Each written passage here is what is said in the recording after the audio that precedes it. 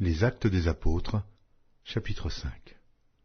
Mais un homme nommé Ananias, avec Saphira sa femme, vendit une propriété, et retint une partie du prix, sa femme le sachant.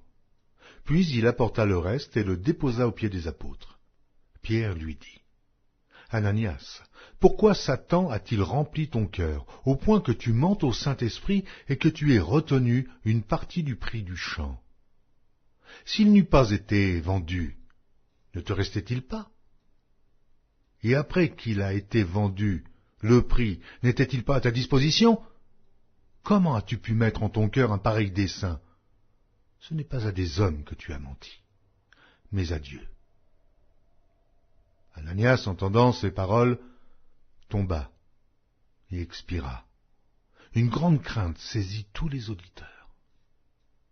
Les jeunes gens s'étant levés, l'enveloppèrent, l'emportèrent et l'ensevelirent. Environ 3 heures plus tard, sa femme entra sans savoir ce qui était arrivé. Pierre lui adressa la parole. « Dis-moi, est-ce à un tel prix que vous avez vendu le champ? »« Oui, répondit-elle, c'est à ce prix-là. » Alors Pierre lui dit, « Mais comment vous êtes-vous accordé pour tenter l'Esprit du Seigneur? Voici, ceux qui ont enseveli ton mari sont à la porte, et ils t'emporteront. » Au même instant, elle tomba aux pieds de l'apôtre et expira. Les jeunes gens étant entrés, la trouvèrent morte. Ils l'emportèrent et l'ensevelirent auprès de son mari. Une grande crainte s'empara de toute l'assemblée et de tous ceux qui apprirent ces choses. Beaucoup de miracles et de prodiges se faisaient au milieu du peuple par les mains des apôtres. Ils se tenaient tous ensemble au portique de Salomon, et aucun des autres n'osait se joindre à eux, mais le peuple les louait hautement. Le nombre de ceux qui croyaient au Seigneur, hommes et femmes, s'augmentait de plus en plus, en sorte qu'on apportait les malades dans les rues, et qu'on les plaçait sur des lits et des couchettes, afin que, lorsque Pierre passerait, son ombre au moins couvrit quelqu'un d'eux.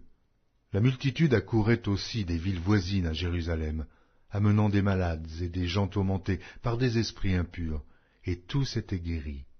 Cependant, le souverain sacrificateur et tous ceux qui étaient avec lui, à savoir le parti des Sadducéens, se levèrent, remplis de jalousie, mirent les mains sur les apôtres et les jetèrent dans la prison publique.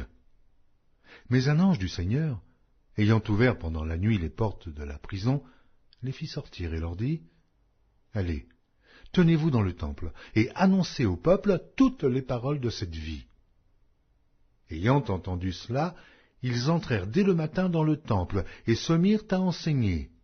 Le souverain sacrificateur et ceux qui étaient avec lui étant survenus, ils convoquèrent le Sanhédrin et tous les anciens des fils d'Israël, et ils envoyèrent chercher les apôtres à la prison.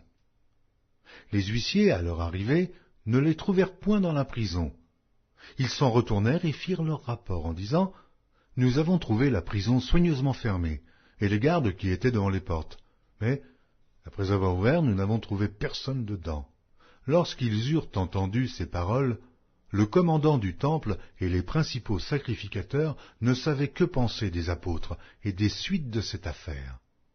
Quelqu'un vint leur dire, « Voici, les hommes que vous avez mis en prison sont dans le temple, et ils enseignent le peuple. » Alors le commandant partit avec les huissiers et les conduisit sans violence, car ils avaient peur d'être lapidés par le peuple. Après qu'ils les eurent amenés en présence du Sanhédrin, le souverain sacrificateur les interrogea en ces termes. « Ne vous avons-nous pas défendu expressément d'enseigner en ce nom-là? Et voici, vous avez rempli Jérusalem de votre enseignement, et vous voulez faire retomber sur nous le sang de cet homme. » Pierre et les apôtres répondirent, « Il faut obéir à Dieu plutôt qu'aux hommes. Le Dieu de nos pères a ressuscité Jésus, que vous avez tué en le pendant au bois. Dieu l'a élevé par sa droite, comme prince et sauveur, pour donner à Israël la repentance et le pardon des péchés. Nous sommes témoins de ces choses, de même que le Saint-Esprit que Dieu a donné à ceux qui lui obéissent. » Furieux de ces paroles, il voulait les faire mourir. Mais un pharisien nommé Gamaliel, docteur de la loi, estimé de tout le peuple, se leva dans le Sanhédrin et ordonna de faire sortir un instant les apôtres. Puis il leur dit, « Hommes israélites, prenez garde à ce que vous allez faire à l'égard de ces gens, car il n'y a pas longtemps que parut Theudas, qui se tenait pour quelque chose, et auquel se rallièrent environ 400 hommes. Il fut tué, et tous ceux qui l'avaient suivi furent mis en déroute et réduits à rien. Après lui parut Judas, le Galiléen, à l'époque du recensement, et il attira du monde à son parti. Il périt aussi, et tous ceux qui l'avaient suivi furent dispersés. Et maintenant je vous le dis, ne vous occupez plus de ces hommes, et laissez-les aller. Si cette entreprise ou cette œuvre vient des hommes, elle se détruira.